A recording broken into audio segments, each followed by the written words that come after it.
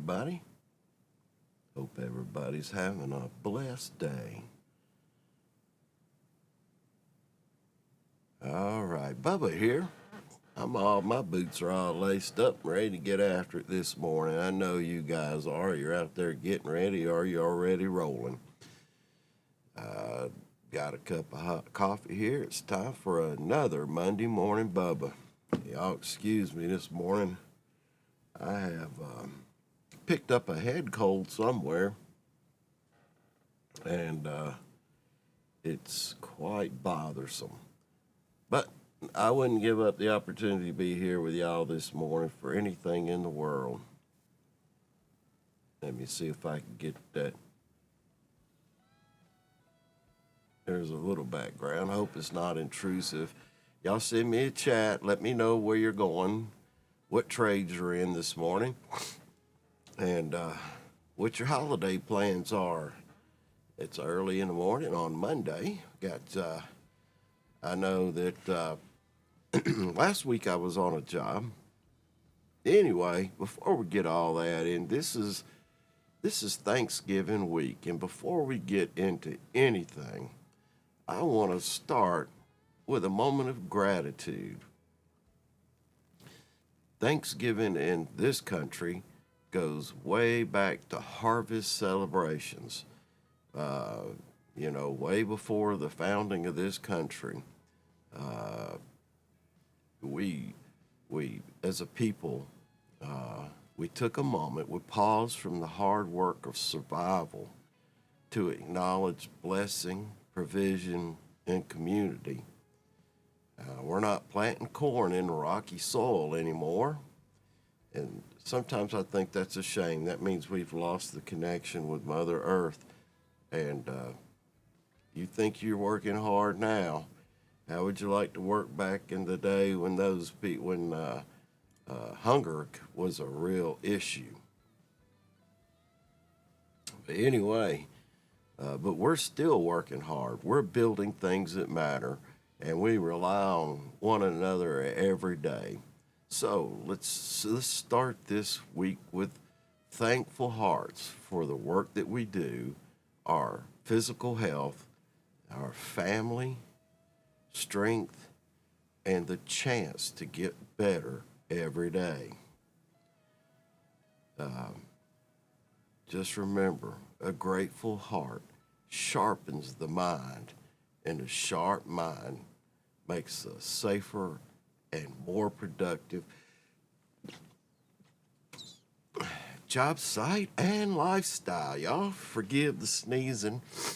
I've got an opportunity. I started last week working down in Atlanta, working with a great outfit, and right in the heart of the beast, boys and girls, I'm talking about right downtown. Y'all know what a hassle that is. Everything from parking to getting to the job to traffic to everything. But I'm grateful to be down there working with those guys. They're a great bunch.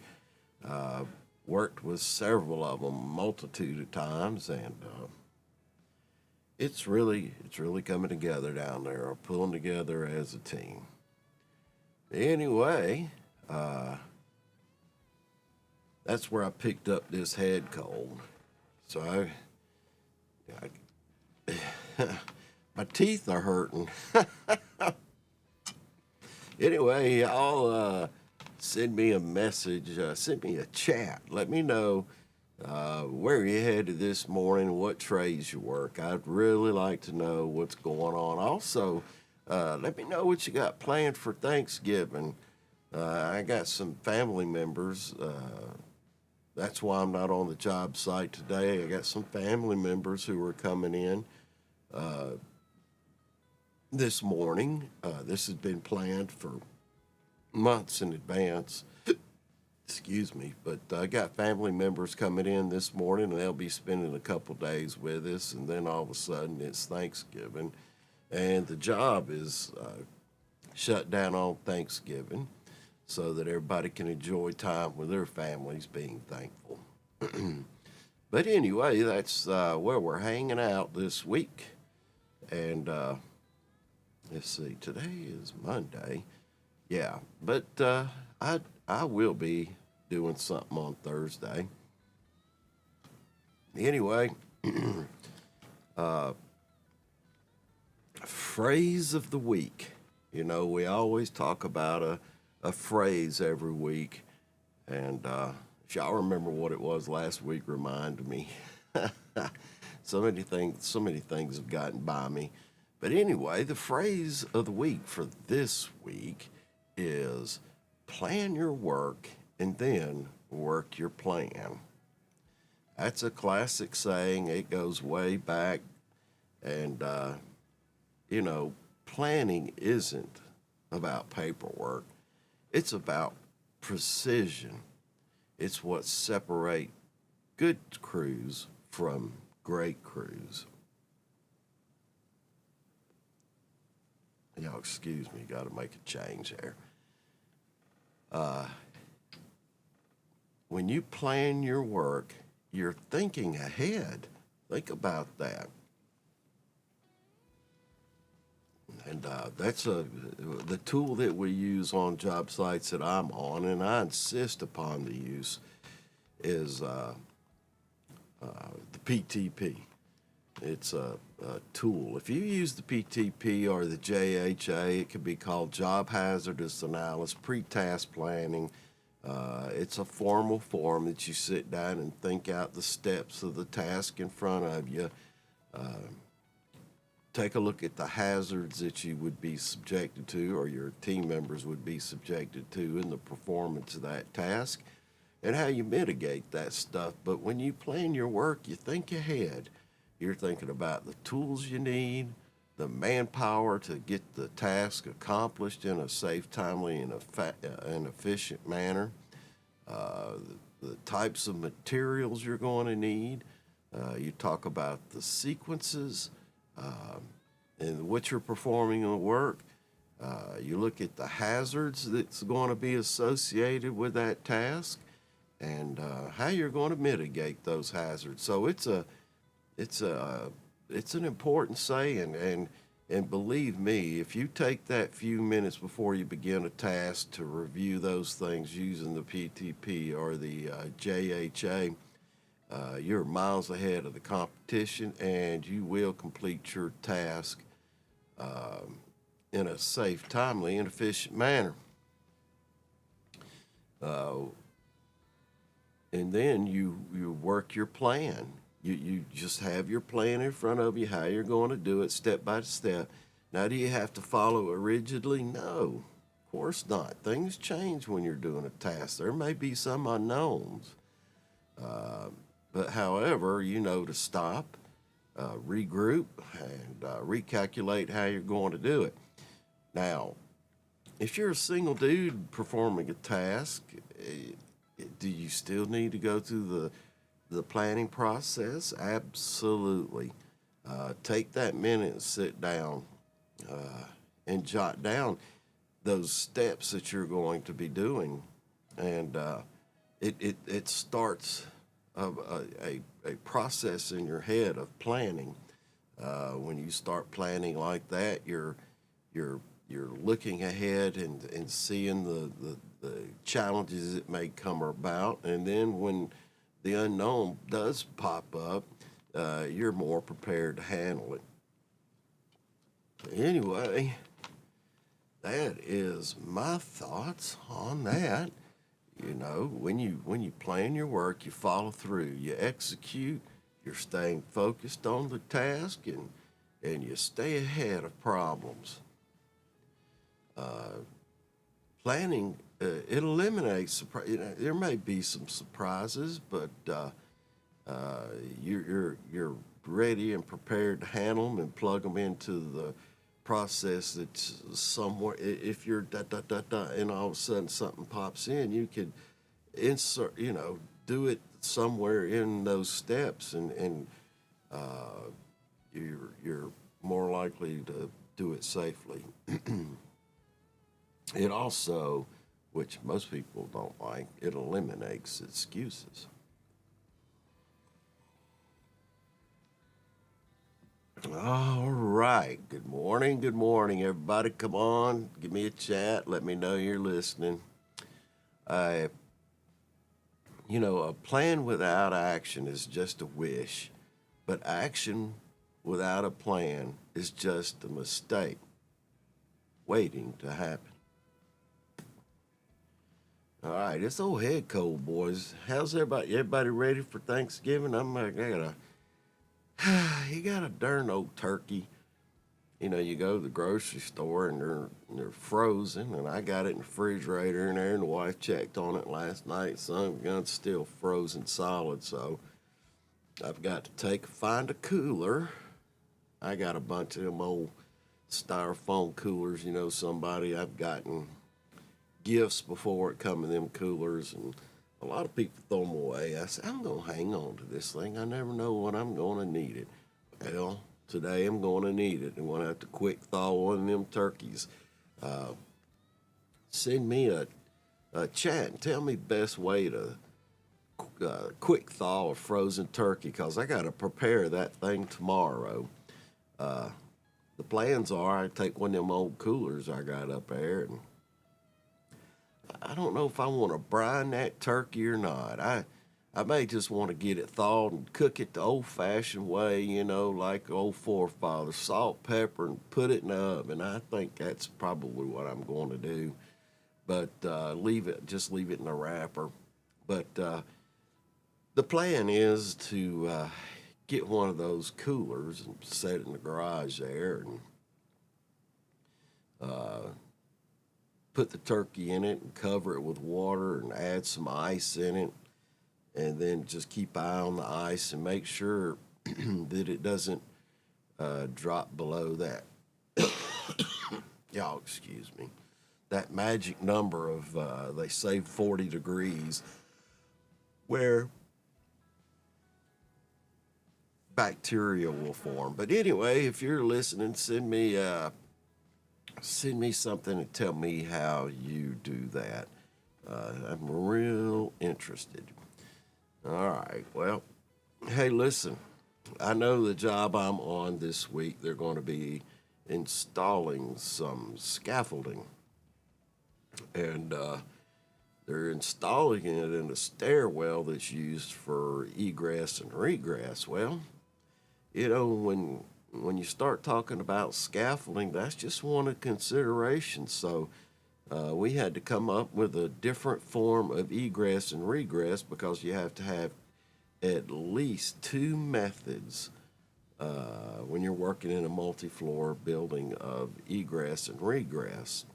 And so we got together, and the contractor showed it's an abatement contractor, and they showed us where they're going to have to do the work, and told us the scaffolding company. It's a trusted scaffolding company. If you need a scaffolding company, send me a chat, and I'll get back with you and tell you who we use. But it blocked one of those egresses. So after they came forward and said they needed to perform that task, here we go to that planning process. We had to formulate a second way of egress, and the contractor got on it, and he decided how he wanted to be and made arrangements, and we had a meeting about it. We had our safety meeting, as we do daily on Friday morning, and the subject was breached, and we kind of warmed up everybody to the fact that egress point was going to be temporarily out of commission, and then started describing the new egress points.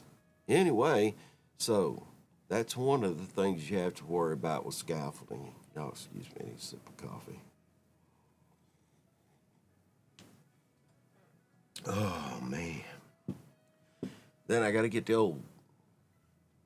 As a side note, let me finish this discussion about this safety snapshot. It's also going to be, also on Thursday, I'll be releasing a toolbox safety topic on the other channel. Middleclassbubba MCB Ventures, specifically dealing with scaffolding. But scaffolding is where the solid ground ends. You know, the moment you leave the earth when you're using scaffolding and step onto a scaffold, everything changes. You're trusting that scaffolding, though, you're trusting those planks, the structure, the ties, the boards, and the person who built it. You're trusting them that they put that together. However, there's some key reminders just because now, in some situation, the scaffolding contractor or a scaffolding contractor representative will remain on site and perform the necessary inspections on a daily basis and sign off on the green tag. But however, it's important for you to be able to recognize that there's perhaps deficiencies in that scaffolding build, or something has changed overnight. You've had a weather front come through and made changes, and so it's a good thing to keep these key reminders in mind. Inspect the scaffolding before every use.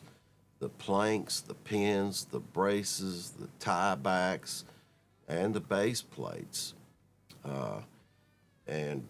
Now, scaffolding monkeys, and I call them that affectionately, they will climb across cross bases and do access and all this stuff, but those guys are normally pretty well tied off. When I'm on a job site, they are tied off. They've got their tools tethered, but if you're using the scaffolding, never climb across cross braces.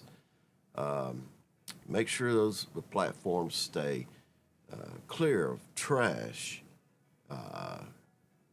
tools, and tripping hazards. Don't remove ties or braces unless you are authorized and that the scaffolding is out of service before you make any of those changes.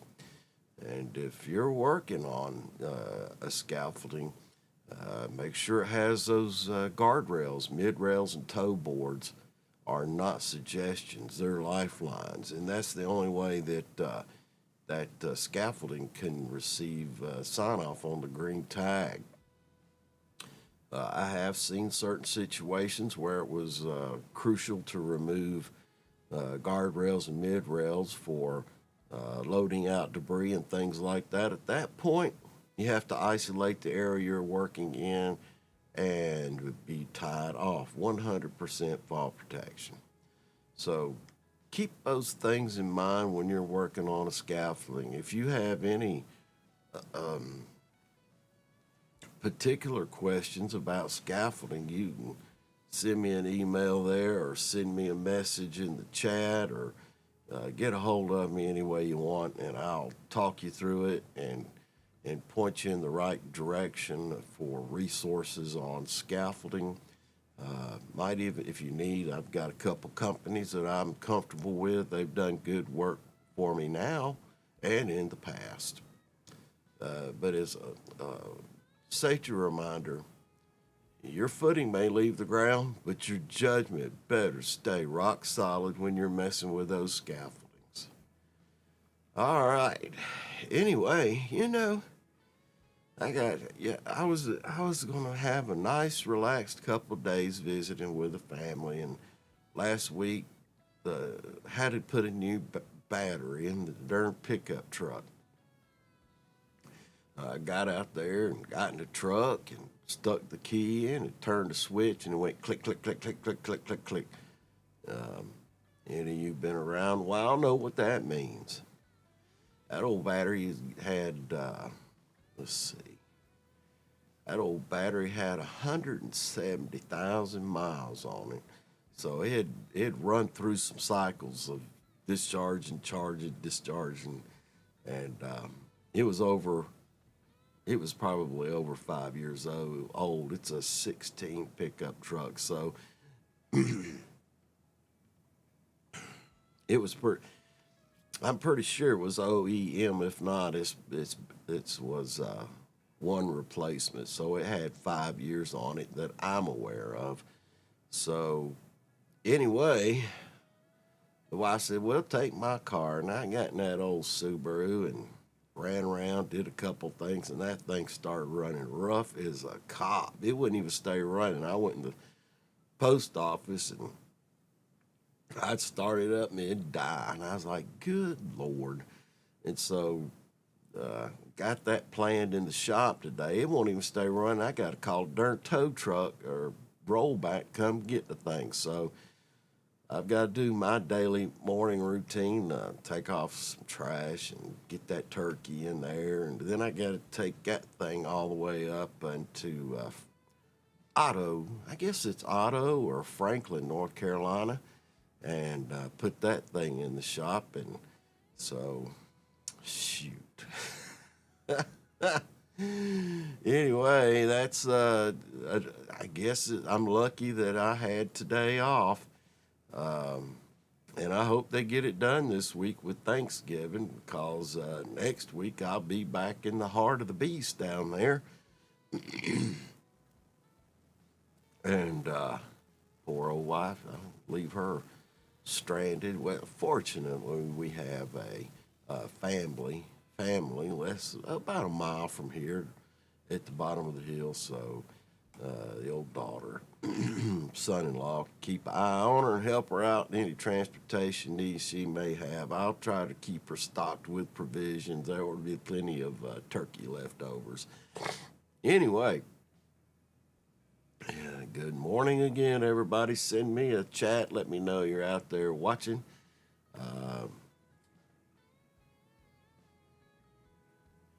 Send me a chat. A minute ago we talked a little bit about working your plan and planning your work. Well, today's job site challenge is the PTP, your most important tool. This week's job site challenge ties into everything we've said. Working your plan and planning your work and then working your plan. And that the best tool I've ever used on a job site is the PTP. It's not just a piece of paper. It's a tool. It's a mindset. It forces you to plan the sequence of the work. It helps you identify the hazards.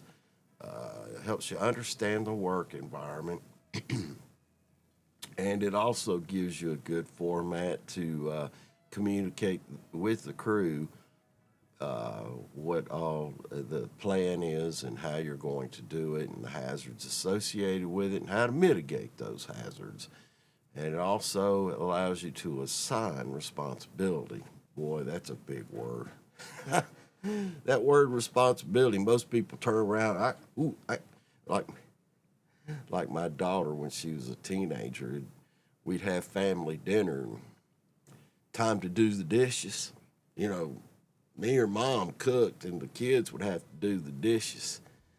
That old child, after every meal, she'd be like, "Oh, I gotta go poop," and you never see her again. That's kind of like assigning responsibility on the job site. You start assigning responsibility, old boy say, "Oh, man, I gotta go poop." Say that thought. I'll be right back, boss.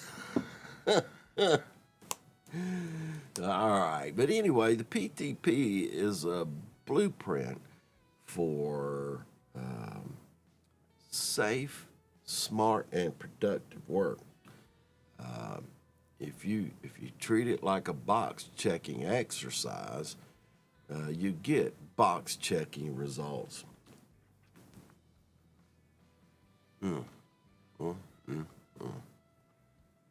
But when you treat it like your most important tool, you get leadership, clarity, and control. So Just a little food for thought. It's early in the morning. Tell you what.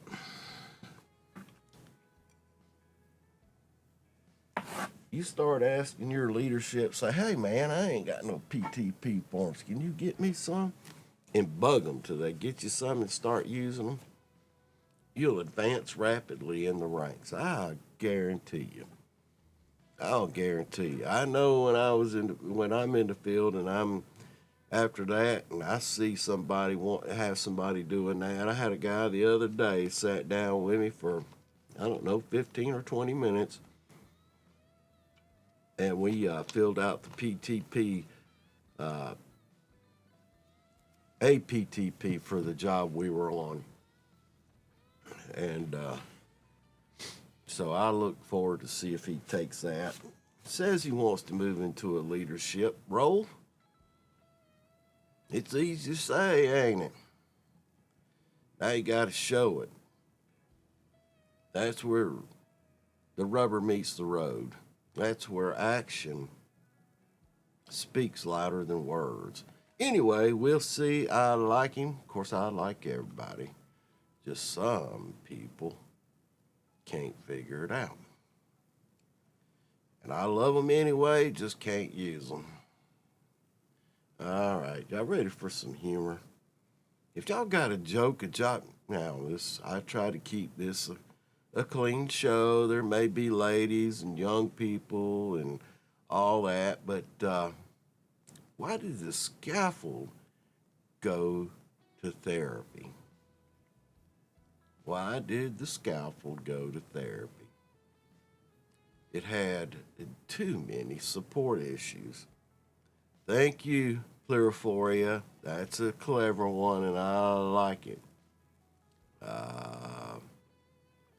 What do you call a ladder that also works on scaffolding? I don't get the overqualified. Why do construction workers make great comedians? Why do construction workers make great comedians? Because they always nail the punchline. All right. Had a guy one time who hated PTP, said they were a waste of time.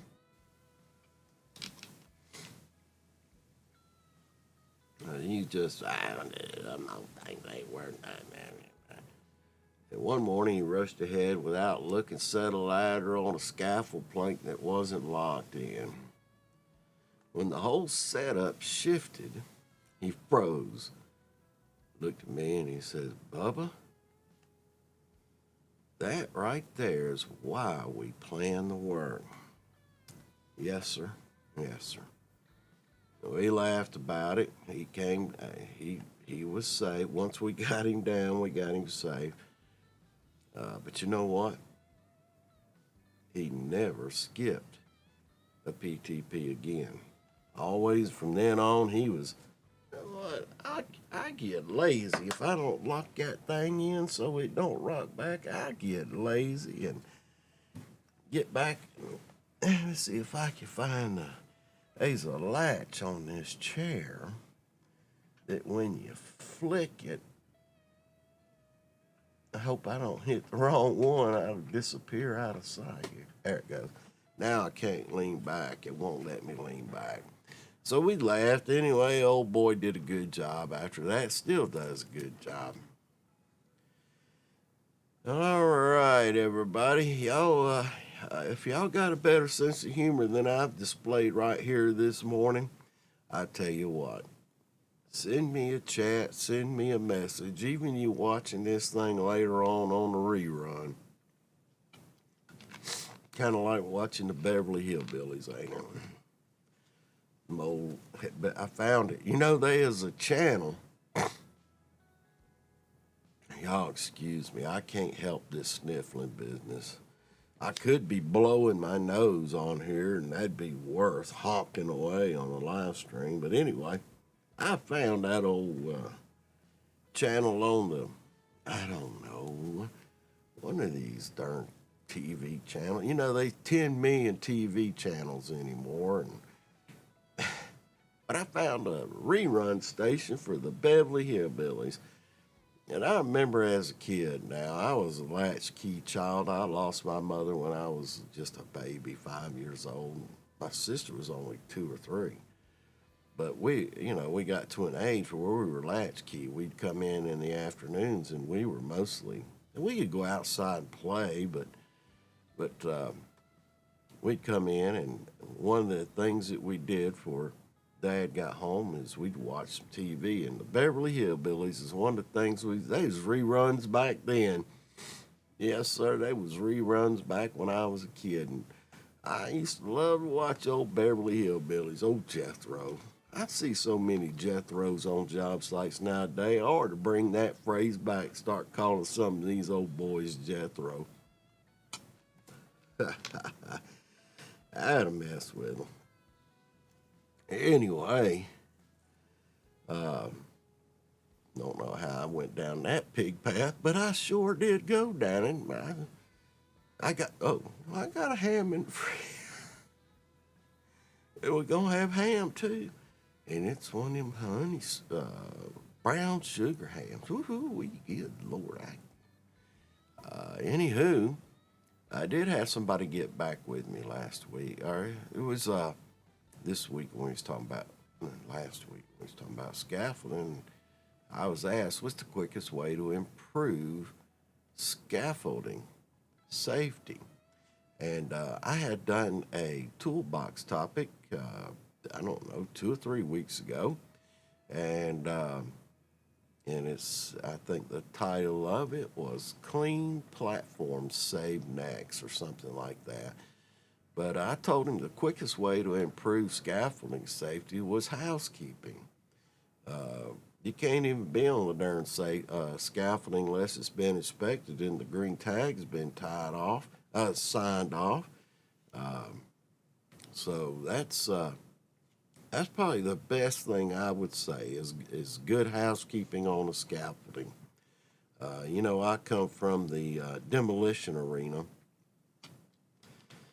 and we've removed the brick facade and the darn old scaffolding, waiting on the bucket to come back around to offload that thing. And the old guys, they'd be a bunch of them, they'd get ahead of it, and I'd come on job site, and they didn't realize I was going to be there, and I'd come in, man, you guys are overloading this scaffolding. Oh, it's designed to hold this much. And I said, okay, let's take a look.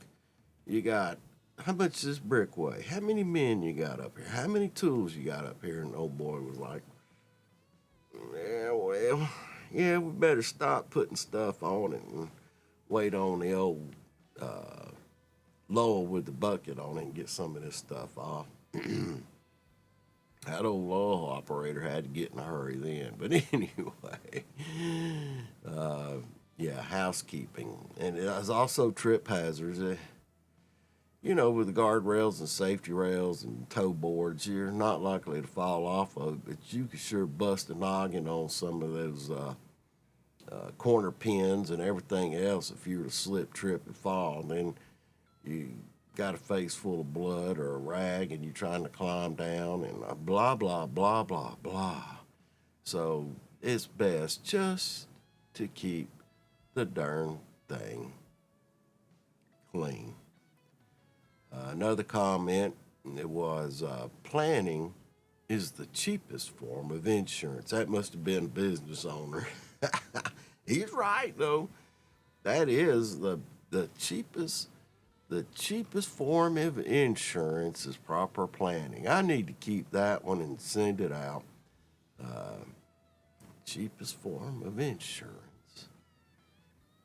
Cheapest form of insurance is planning. That's a good one. I need to write that down. Cheapest form of insurance is planning. I got all these notes, guys. Look at that.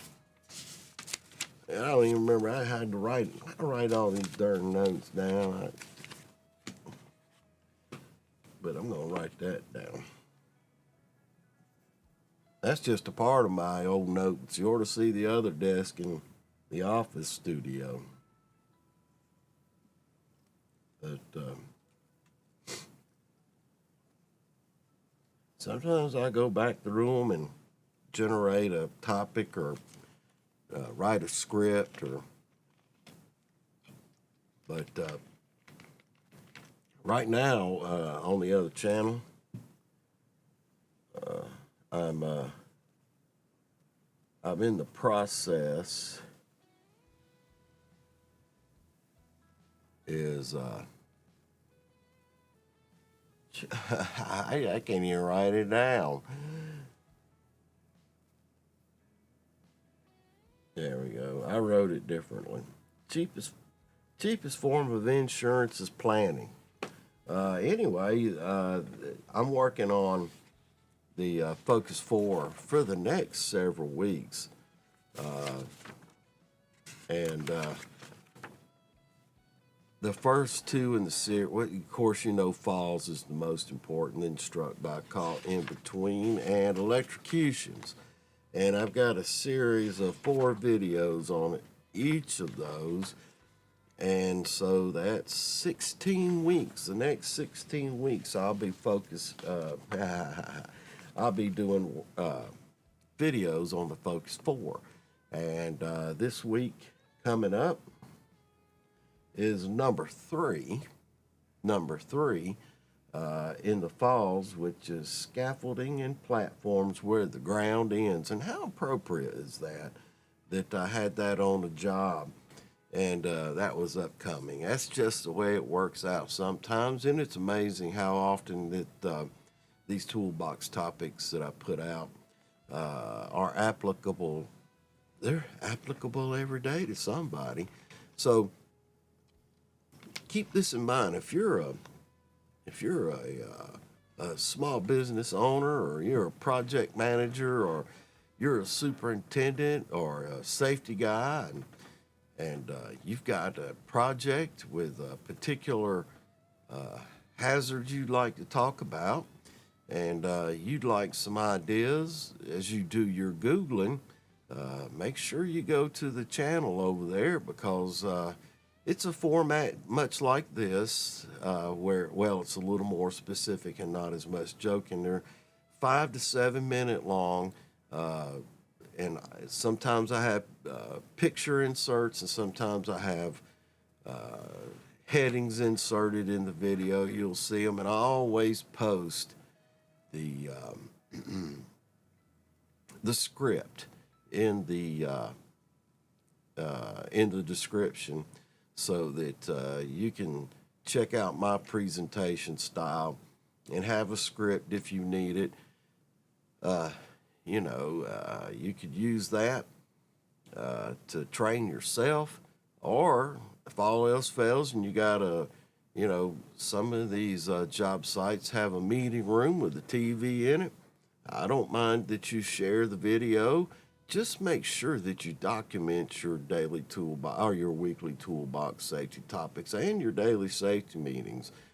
Make sure you document what you talked about, and when you have people sign off on that document, it indicates that they've had the continuing education or a portion of their continuing education as outlined in the OSHA standard. But anyway, that's for your help, and that's part of the reason I do it, to help out guys who need that kind of thing. Anyway, planning is the cheapest form of insurance. I couldn't agree more. Think ahead, work smart, and your risk drop fast. All right. It is 5:39. Boy, we've been rocking along this morning. I hadn't seen anybody pop in. I hadn't seen any messages. I'd like to see somebody say hello, or make mention to watching it.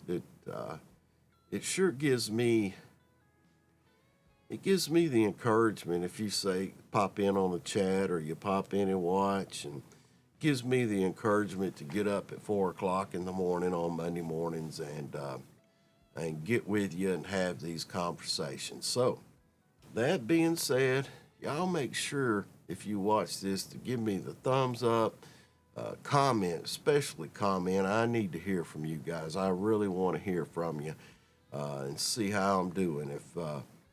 If you think that I need to have different presentation skills, or I need to have some visuals, or I need to speak to a specific hazard or something like that, I'm more than happy to do it. Or if you just want to hop on here and tell a joke I could share with our fellow workers out there, our fellow co-workers, I'd love to do that too. But anyway, how about some tools and tricks? How about your lunch? How about your lunches, your for your break, your food? Now, a lot of the guys I work with, they like to have a microwave on the job site. I see them fire up a little Honda generator on the back of the truck, or one of them whisper quiet deals, and fire up a microwave. And other ones like a little real heat put to their food, and they've got those little mini stoves that run on propane, and they'll fire those things up, and you can smell that food cooking, that cumin and chili pepper, chili powder, and tortillas, and boy, that's a wonderful smell to me. But sometimes you just want to keep your items hot in case you get hungry at lunchtime. Here's some things I've seen over the years and some of the things I've done.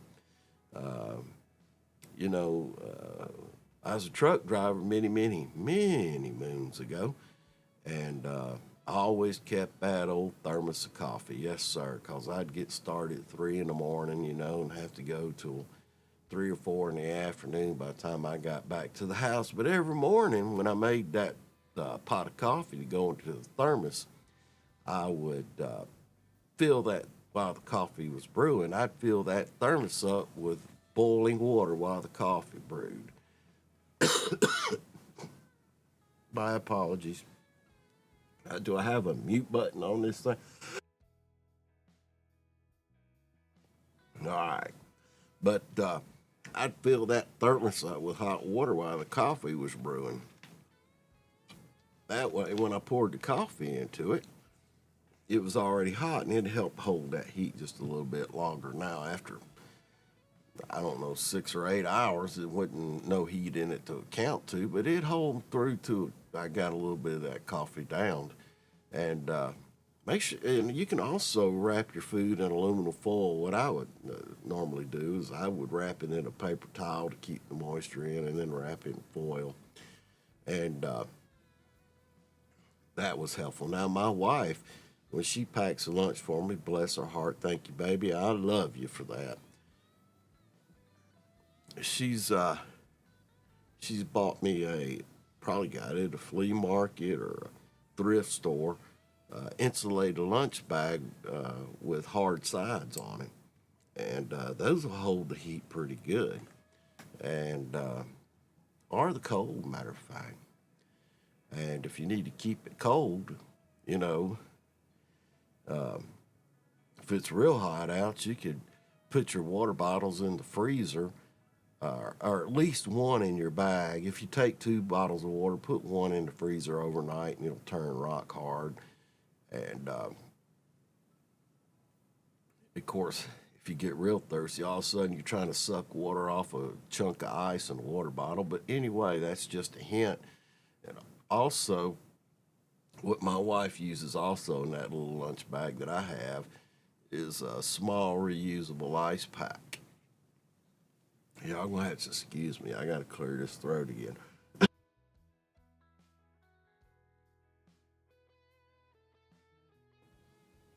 Sorry about that.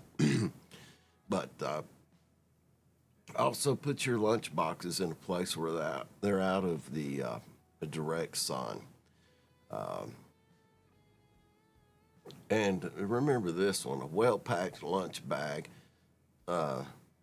lasts longer, and a well-planned morning keeps the job moving. All right, then, there you go. And here we are moving into 5:45.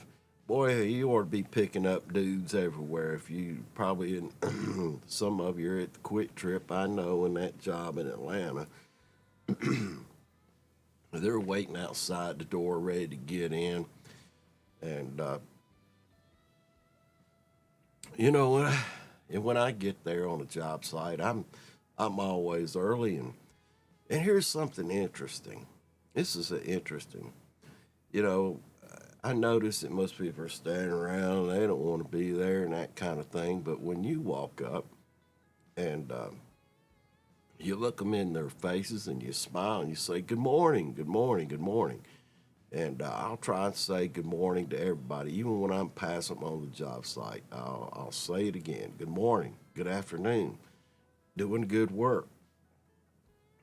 Just by one person starting to do that kind of thing, you could change the whole attitude of a whole job site by just one person walking around and saying that. People loved it, especially if you remember their name and you could, good morning, Joanne, how are you doing? Thank you. This looks real good. It really improves their thoughts of themselves, and it spreads. That kind of joy does spread. Anyway, I went down another pig trail there. But one thing is for certain. If you don't have time to do it right, you'll never have time to do it twice. Think about that. If you can't do it right the first time, you're going to have to do it again. And if you're in a hurry to do something and you mess it up, you're still in a hurry, even more of a hurry. So take that time and do it right the first time. Planning saves time, and rushing wastes time. So take that as a trade wisdom quote. Plan your work, work your plan, and you'll be safer and more productive. I guess I'm going to have to isolate myself down in the darn basement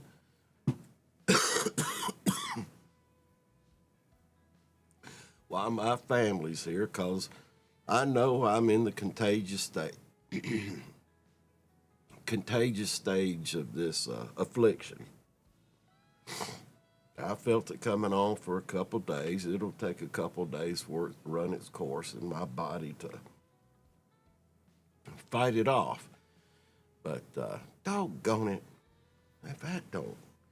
And I had a lady who was going to translate for me on Friday of last week. She came to me. She goes, my throat is hurting, and I'm having a hard time speaking. And I said, okay, her name was Joanne.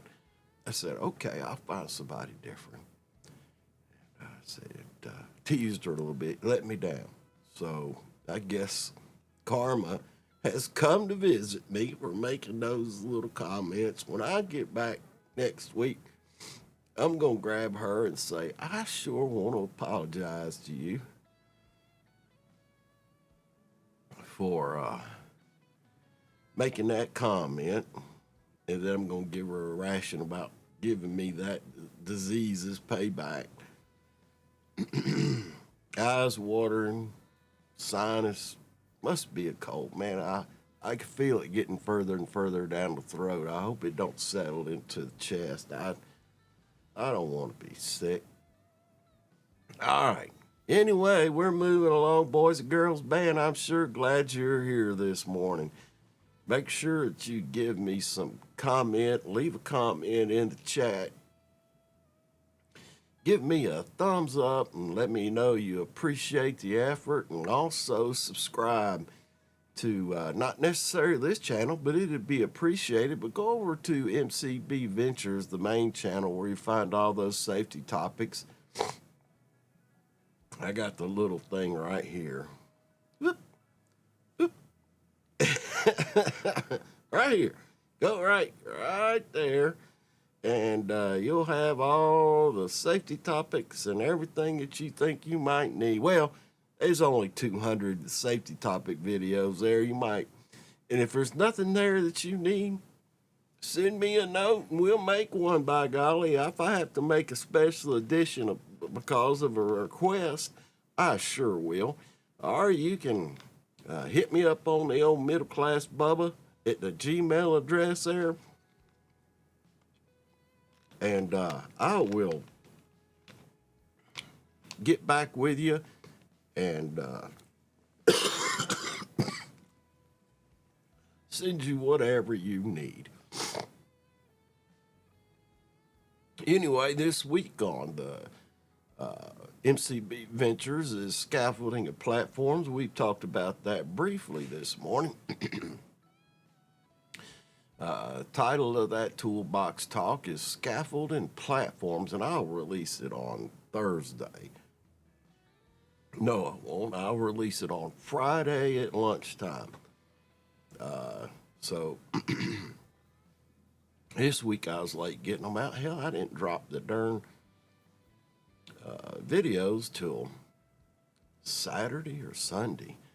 But anyway, we're digging into scaffolding basics, the hazards, inspections, and missteps that could cause real injuries. Leaders know the dangers, and smart leaders plan around them. So make sure you check out that video. Now, you may be just because you're a scaffolding expert doesn't mean that your co-workers are a scaffolding expert. So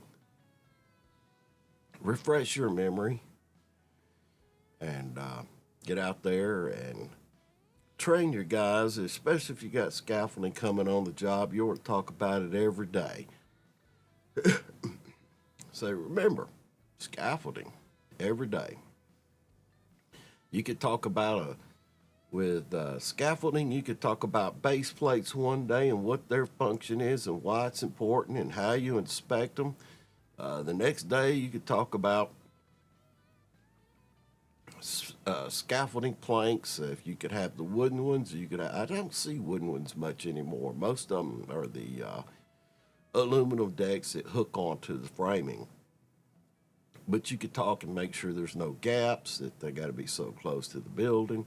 Next day, you could talk about tiebacks. The next day, you could talk about toe boards and mid rails and top rails.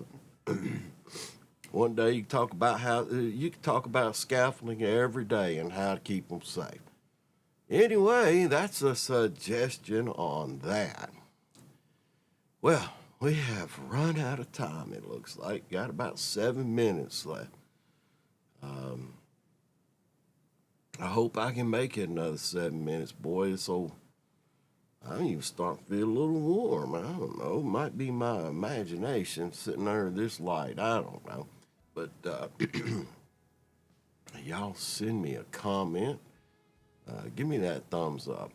Anyway, here we go. That's scaffolding. Scaffolding, I see them all over the place. And they're good tools. Now, there's different kinds of scaffolding, too. You got masonry scaffolding. You got Baker scaffolding. You normally stack those couple levels high, and they got outriggers on them. If you're going to stack them 2 or more, I think you could go up to 3.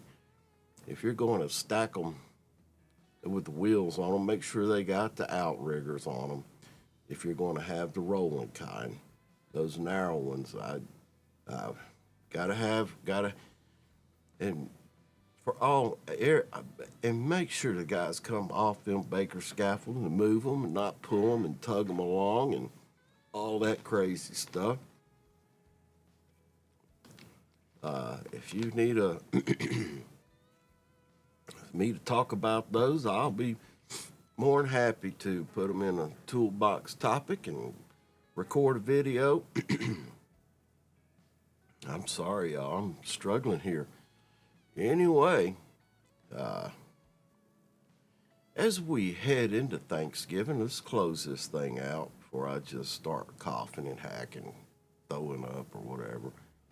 As we head into Thanksgiving, I want to thank each and every one of you. I may have never met you, but I do want to offer my thanksgiving for having you out there working, doing the work, putting your hands into it,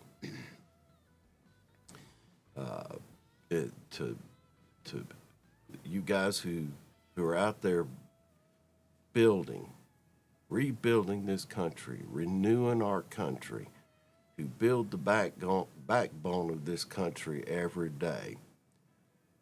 I want you to, and you work hard, but I want you to work smart. Take care of your crew and plan your work before you put your hands onto it. I want you to come to work and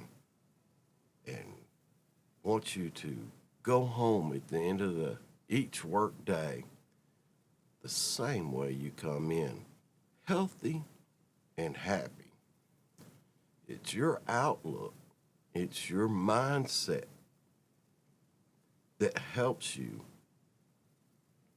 stay safe, timely, and efficient. I appreciate you being here this morning, and I look forward to being with you every Monday morning at 5 a.m. All right, boys and girls, one final thing, and I always say it. Have a grateful day. Have a grateful week. And I will see you next time.